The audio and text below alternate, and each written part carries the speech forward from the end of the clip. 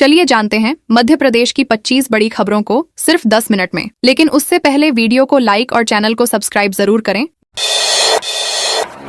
मझौली में राजन रिसोर्ट से हटा अतिक्रमण। मझौली तहसील क्षेत्र में प्रशासन ने बुधवार को बड़ी कार्रवाई करते हुए परसिली स्थित राजन रिसोर्ट द्वारा शासकीय भूमि पर किए गए अतिक्रमण को हटा दिया। तहसीलदार के नेतृत्व में राजस्व अमला मौके पर पहुंचा और सरकारी जमीन को कब्जा मुक्त कराया। जानकारी के अनुसार रिसोर्ट संचालक रामराज मिश्रा पर शासकीय भूमि पर बाउंड्री वॉल बनाकर कब्जा करने का आरोप था। हल्का पटवारी की जांच रिपोर्ट के आधार पर तहसील कार्यालय में सुनवाई हुई, जिसके बाद बेदखली आदेश जारी किया गया। प्रशासन ने आदेश का पालन कराते हुए बाउंड्री वॉल हटवाई और जमीन को अतिक्रमण मुक्त कर दिया।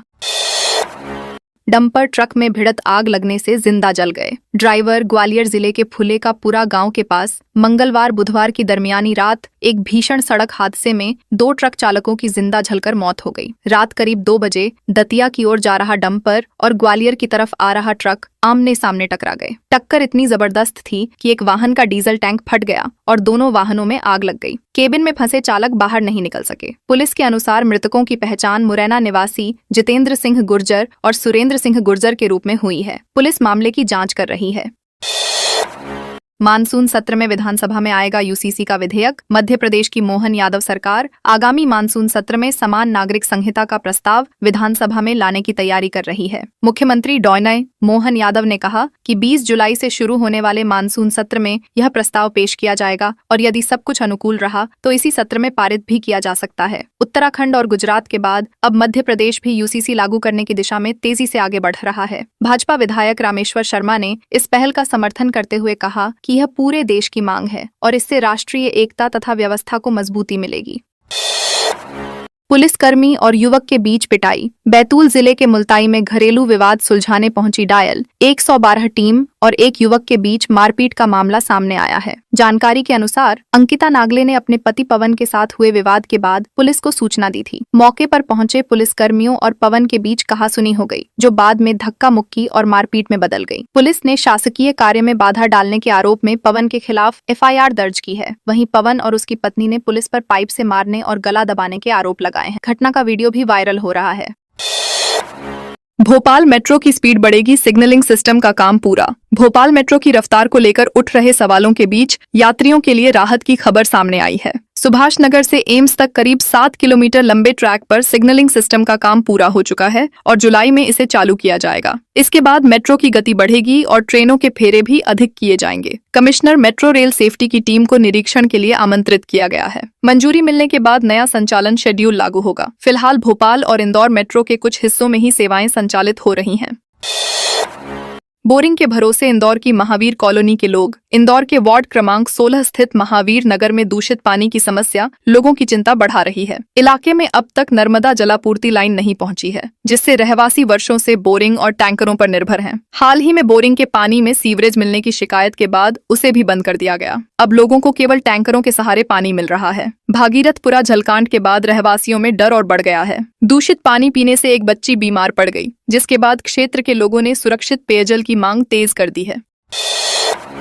उज्जैन में महामंडलेश्वर ज्ञानदास की कार पर पथराव। उज्जैन में श्री पंच निर्मोही अणि अखाड़े के महामंडलेश्वर ज्ञानदास महाराज की कार पर अज्ञात युवकों द्वारा पथराव किए जाने का मामला सामने आया है। घटना मंगलवार बुधवार की रात उस समय हुई जब वे देवास से लौटकर अपने सदावल आश्रम जा रहे थे। हनुमानगढ़ी क्षेत्र के पास कुछ युवकों ने उनकी स्कॉर्पियो कार रोकने की कोशिश की। वाहन नहीं रुकने पर आरोपियों ने कार पर पत्थर फेंके, जिससे कार के शीशे टूट गए। हालांकि महामंडलेश्वर सुरक्षित रहे। घटना की शिकायत महाकाल थाने में दर्ज कराई गई है और पुलिस आरोपियों की पहचान कर कार्रवाई की तैयारी कर रही है।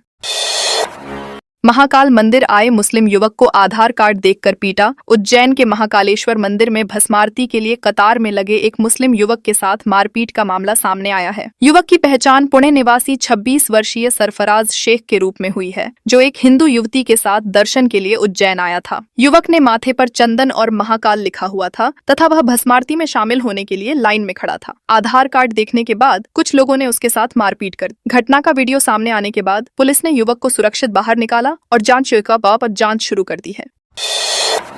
टीकमगढ़ में बीएड और डीएड परीक्षा में गड़बड़ी का आरोप। टीकमगढ़ में अखिल भारतीय विद्यार्थी परिषद ने बीएड और डीएड परीक्षाओं में धांधली, नकल और अवैध वसूली के गंभीर आरोप लगाए हैं। परिषद के कार्यकर्ताओं ने जिला संयोजक कपिल प्रजापति के नेतृत्व में कलेक्टर विवेक श्रोतिय को ज्ञापन सौंपकर जांच की मांग की। एबीवीपी का कहना है कि कई कॉलेजों में परीक्षा के दौरान नियमों की अनदेखी की जा रही है और छात्रों से निर्धारित फीस से अधिक राशि वसूली जा रही है। 75% उपस्थिति के नाम पर भी अवैध वसूली का आरोप लगाया गया है। परिषद ने 7 दिनों के भीतर जांच समिति गठित कर कार्रवाई की मांग की है।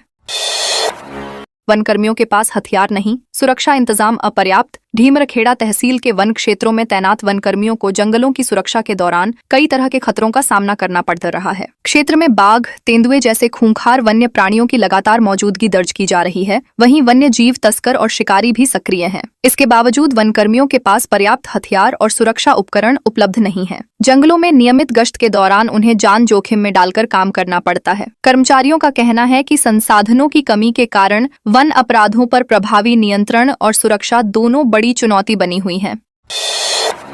राज्यसभा सांसद महेश केवट ने ओरछा में दर्शन किए। राज्यसभा सांसद के रूप में निर्विरोध चुने जाने के बाद महेश केवट ने निवाड़ी जिले की धार्मिक नगरी ओरछा पहुंचकर राम राजा सरकार के दरबार में पूजा अर्चना की। उन्होंने प्रदेश और बुंदेलखंड की खुशहाली एवं विकास की कामना की। ओरछा पहुंचने पर भाजपा कार्यकर्ताओं और स्थानीय नागरिकों ने ढोल नगाड़ों तथा फूल मालाओं से उनका भव्य स्वागत किया। राज्यसभा सांसद बनने के बाद यह उनका पहला ओरछा दौरा था। मीडिया से चर्चा करते हुए उन्होंने प्रधानमंत्री नरेंद्र मोदी, मुख्यमंत्री डॉक्टर मोहन यादव और भाजपा संगठन का आभार जताया तथा कहा कि यह जिम्मेदारी जनता के आशीर्वाद और राम राजा सरकार की कृपा का परिणाम है।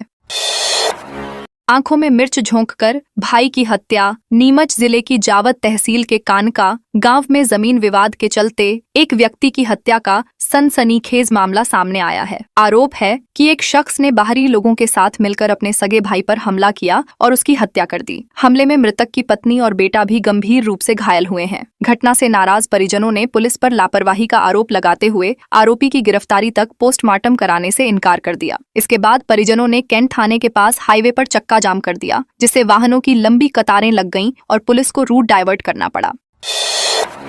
सीधी में टीआई पर हमले के 6 आरोपी गिरफ्तार। सीधी जिले में थाना प्रभारी पर हुए हमले के मामले में पुलिस ने 6 आरोपियों को गिरफ्तार कर न्यायालय में पेश किया, जहां से उन्हें जिला जेल भेज दिया गया, जबकि एक आरोपी अभी भी फरार है, जिसकी तलाश जारी है। पुलिस के अनुसार 15 जून को डायल 112 पर सूचना मिली थी कि ग्राम पटपरा के मझारी टोला में कुछ लोगों ने सड़क पर मिट्टी, पत्थर और कांटेदार झाड़ियां डालकर मार्ग अवरुद्ध कर दिया है। सूचना पर पहुंची पुलिस टीम जब रास्ता खुलवाने का प्रयास कर रही थी, तभी विवाद बढ़ गया और पुलिस दल पर हमला कर दिया गया।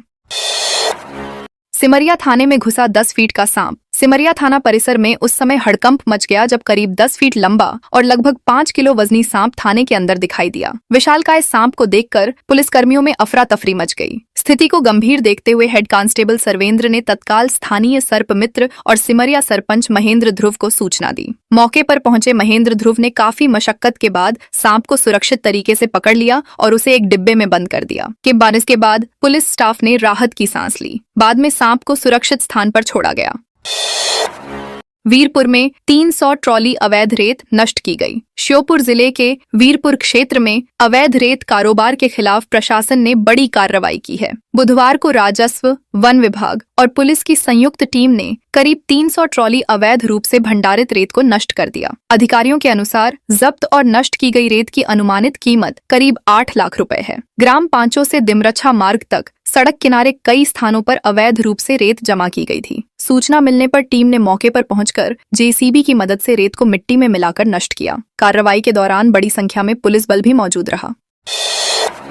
स्मार्ट मीटरों के विरोध में नागरिक सड़क पर उतरे। मंदसौर में स्मार्ट मीटर लगाए जाने के बाद बढ़े बिजली बिलों के विरोध में नागरिकों ने बुधवार को जोरदार प्रदर्शन किया। जिला पंचायत सदस्य दीपक सिंह गुर्जर के नेतृत्व में बड़ी संख्या में लोग बिजली वितरण कंपनी के कार्यालय का घेराव करने निकले। प्रदर्शनकारियों ने स्मार्ट मीटरों की कार्यप्रणाली की निष्पक्ष जांच और उपभोक्ताओं को राहत देने की मांग की। सरदार वल्लभ भाई पटेल चौराहे पर पहुंचकर लोगों ने सड़क पर बैठकर और लेटकर चक्का जाम कर दिया। करीब आधे घंटे तक चले इस प्रदर्शन के कारण यातायात प्रभावित रहा और वाहनों की लंबी कतारें लग गईं।